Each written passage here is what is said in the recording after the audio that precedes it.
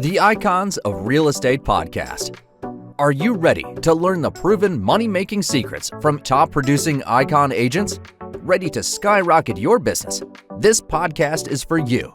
Tune in every week with your host, Tomasz Fonseca, and find out how to implement proven strategies to 10 times your business, from $3 million to $30 million in just 12 months. Brought to you by the Masters in Real Estate Marketing, Arter SEO.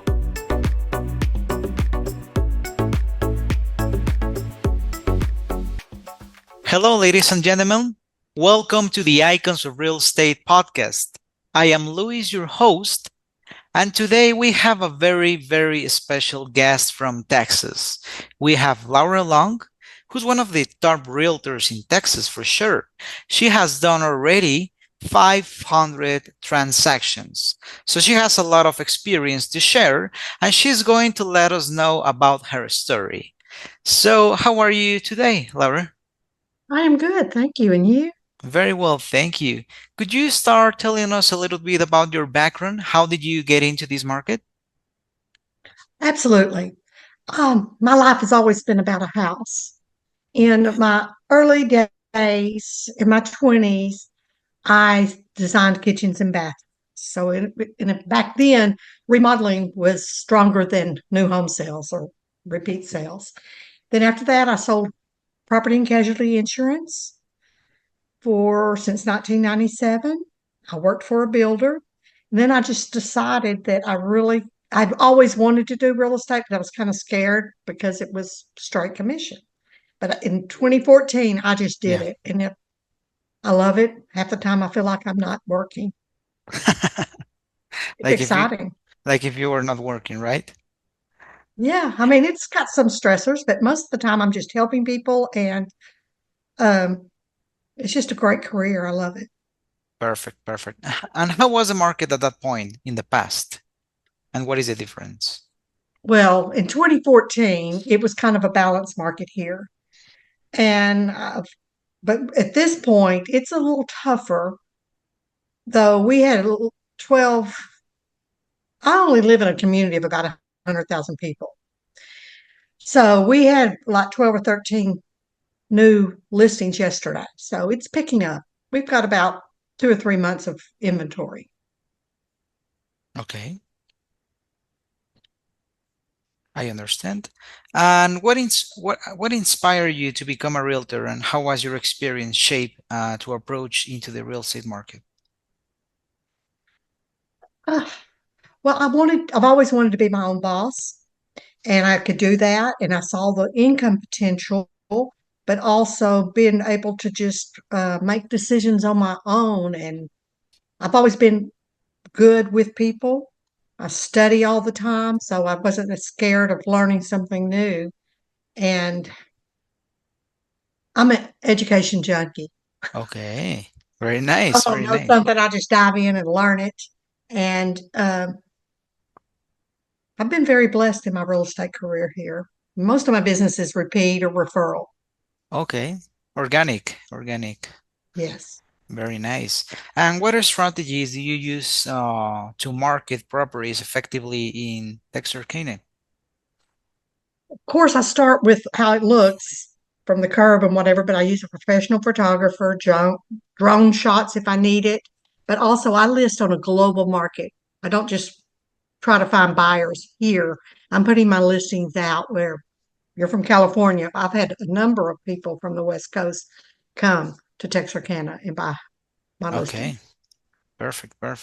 What advice would you give to a first-time home buyer in your area, Larry? I don't do a presentation. I do a consultation, especially with home first time buyers, because I sit down and take all the fear out of it, so, by showing them the whole process. I even go over documents that they will be signing once we find a home. And by doing that, I take the fear out and there's no confusion. Then at that Okay, point, I'm doing a deep dive into what they're wanting. So it's really about them and the service I provide to help them reach their goals. okay. That is amazing. And well, can you share a memorable success story from your career that is resonating? There's so many, Oh, but just at the first of this year, or maybe it was the last end of last year, I had a seller the property, and he was wanting to sell because he was going to build. He's retiring. He was going to build on a lake, just a small cabin. But it ended up being two contingent offers behind it. So, I was dependent on two houses selling to make sure that that buyer could buy the house I had. And I just worked closely with all the lenders, with the agents, with all the services and the title companies. And we got it done, and we closed very close to the day on the contract. That was nice. okay. That's a very nice story. And what do you think sets you apart from other realtors in your area? Uh, I think it's because I truly put my client first. I have a servant's heart, and I really look at what they're needing. And I feel like if I help them reach their goals, all my dreams and goals will be met. But I put them first. And I know a lot of Okay. people say that, but I really do. And that's the So reason I've had some people buy 4 and 5 houses from me in this 10 years. really, so you really care about your clients. You do like a special connection with them, right? Yes, and I stay in contact with them. Like if, well, they become your friends, I bet. Yeah, absolutely.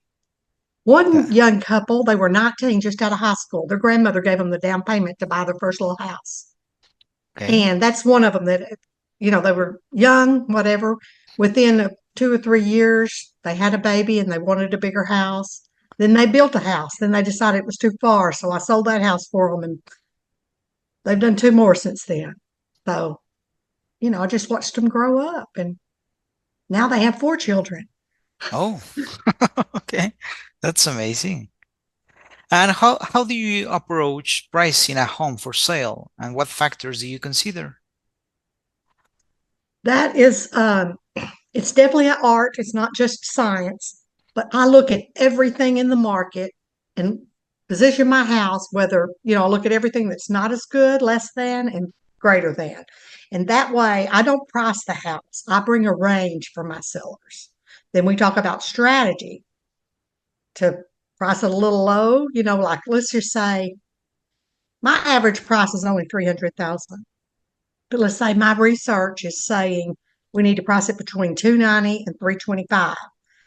I talk about pricing a little lower and possibly getting multiple offers, or if we it's according to what the seller wants. Do we want to just put it at the top of the price, and maybe you're going to come down? So it's what they're comfortable with. Okay, okay. And are you using any type of technology like a CRM your brokerage is providing you, or how do you handle your database? I purchased my own database. I use Okay, Real Office 360.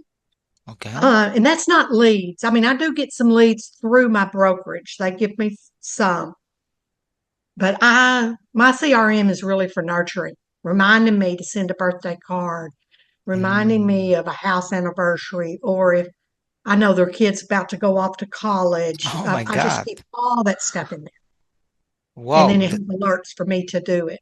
that is really customized. Wow, I work amazing. hard on that. Yes, I can see that's why you have a lot of numbers. Perfect, perfect. So Oh, just so and you, another thing, yeah, oh, go ahead, excuse me. go ahead. One, I like to be involved in my community, but I have a community project called the Faces of Texarkana. Okay. And what that does is I do interviews and I go sit down and have coffee.